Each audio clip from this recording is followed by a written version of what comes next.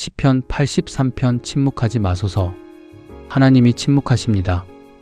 시편 기자는 그 침묵을 견디지 못합니다. 첫 절부터 간청입니다. 하나님이여 침묵하지 마소서. 잠잠하지 마소서. 조용히 계시지 마소서. 3번 하나 반복합니다. 같은 말을 3번 반복한다는 것은 그만큼 절박하다는 뜻입니다. 그가 할 수 있는 최선을 다해 간구하고 기도했다는 뜻이기도 합니다. 기도가 응답되지 않는 것 같고 하나님이 듣지 않으시는 것 같고 세상은 제 뜻대로 굴러가는 것 같은 그 시간에 시편 기자는 포기하지 않습니다.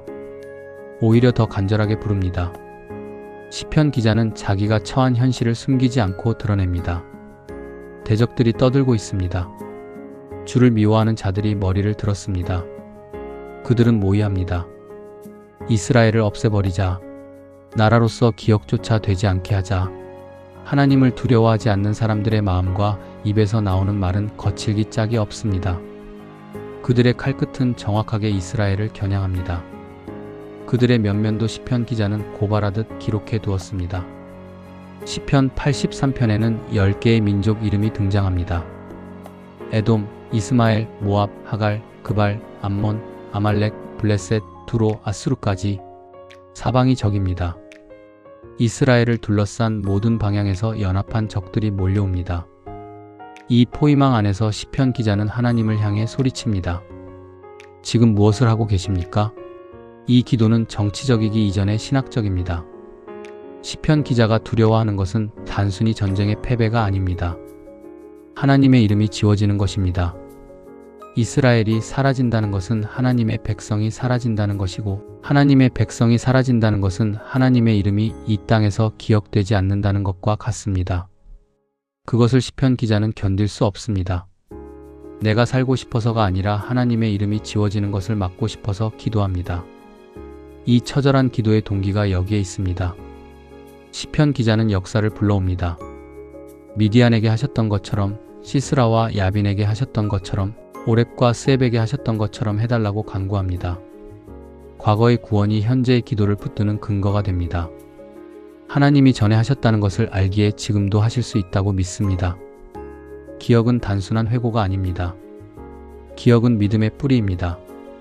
하나님이 행하신 일을 기억하는 것은 하나님을 향한 신뢰와 부르짖음의 근거입니다.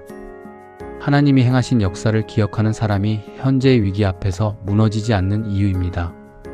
시편 83편의 절정은 마지막에 있습니다. 시편 기자가 원하는 것은 결국 적들의 멸망이 아닙니다. 18절 말씀입니다. 사람들이 주만이 여호와이심을 알게 하소서. 온 세계 위에 지존하신 줄 알게 하소서. 적들이 수치를 당하고 두려움에 떠는 것도 그 모든 과정도 결국 하나를 향합니다. 하나님이 하나님이심을 세상이 알게 하는 것입니다. 시편 기자의 기도는 복수를 위한 기도가 아니었습니다. 자기 울분과 억울함을 풀려는 기도도 아닙니다. 눈앞에 닥친 위기를 어떻게든 극복해 보려는 시도도 아니었습니다. 그의 기도는 하나님의 영광을 위한 기도였습니다. 이 기도 앞에서 우리의 기도를 돌아보게 됩니다. 나는 무엇을 위해 기도합니까? 내가 이기기 위해서입니까? 아니면 하나님의 이름이 드러나기 위해서입니까? 내 안위를 위한 기도입니까? 하나님의 영광을 위한 기도입니까? 나의 나라와 삶이 꽃처럼 활짝 피고 평탄대로를 걷는 것입니까? 하나님의 나라가 임하는 것입니까? 기도가 나의 간구에만 오로지 함몰된 것 같다는 생각을 떨치기가 어렵습니다. 우리의 연약함과 부족함으로 인해 하나님의 도우심과 은혜를 간구해야 합니다. 이 거친 세상 속에서 그리스도인답게 살아가기 위해서 하나님의 손길을 간구해야 할 때가 있습니다. 그러나 나 자신만을 위한 기도에서 벗어나 하나님의 이름과 영광, 하나님의 나라를 위해 기도할 수 있는 사람으로 성장하고 성숙해야 합니다. 그것이 예수 그리스도의 장성한 분량에까지 이르는 길이며 우리의 표대가 되시는 예수의 뒤를 따르는 길이기 때문입니다. 하나님이 침묵하시는 것처럼 느껴지는 시간이 있습니다. 기도에도 응답이 없는 것 같고 악한 자들이 더 큰 소리를 내는 것 같고 사방이 막힌 것 같은 시간입니다.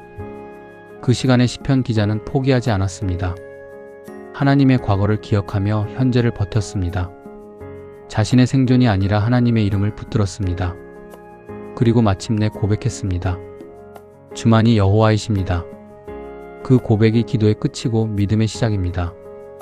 우리의 기도도 하나님의 이름을 붙드는 기도로 하나님만이 하나님이시며 영광 받으시기에 합당하신 분임을 선포하는 기도로 깊어져 가야 합니다. 오늘 기도 1. 하나님이 침묵하시는 것처럼 느껴지는 시간에도 기도를 멈추지 않게 하시고 더 간절하게 하나님을 부르는 믿음을 허락하소서. 2. 내 안위와 생존을 위한 기도에서 하나님의 이름과 영광을 위한 기도로 기도의 동기가 깊어지게 하소서. 3. 하나님이 과거에 행하신 역사를 기억하며 현재의 위기 앞에서 흔들리지 않는 믿음을 갖게 하소서.